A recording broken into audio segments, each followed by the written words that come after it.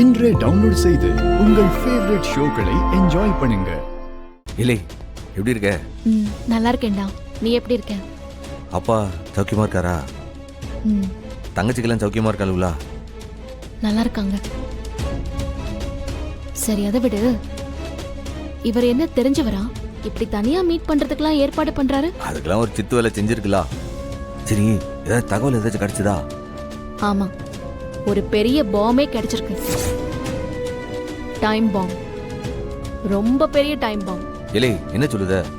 அந்த வைஜெயந்தி மேடமோட நீ நேரடியா சம்பந்தப்படலதான். ஆனா அவங்க வாழ்க்கையில முக்கியமான ஒரு விஷயத்த நீ செஞ்சிருக்க.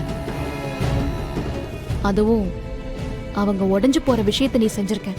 இல்லை, என்னல சொல்லுத? இந்தா, நீயே பாரு.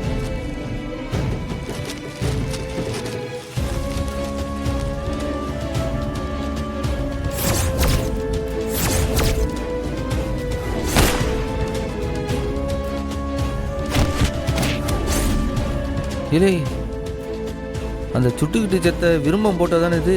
ஆமா, இந்த விருமன் தான் வைஜெயந்தி மேடமோட ஹஸ்பண்ட். என்னல சொல்லுத? லவ் பண்ணி மேரேஜ் பண்ணிக்கிட்டாங்க. அவருக்கு பிறந்த குழந்தை தான் கௌதம்.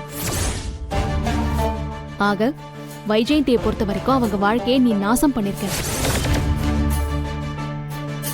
அவங்க ஹஸ்பண்ட் சூசைட் பண்ணதுக்கு நீ காரணமா இருந்திருக்க. இந்த காரணமா தான் அவங்க உன்னை பழி வாங்குறாங்க. இப்ப புரியுதுல. ஆனா அவன் காக்கி சட்டையை போட்டுட்டு கோயில் நகைய களவாண்ட பார்த்தவன்ல, கொலை பண்ண பார்த்தவன் அவனை தடுத்தது ஒரு குத்தமா? அத அவங்க யோசிக்கணும்ல. பாசம் அவங்க கண்ணை கட்டி போட்டிருக்கு. அதான் உன்னை பழி வாங்க அவங்க அலையறாங்க. இப்ப நான் என்ன செய்ய? இல்லை,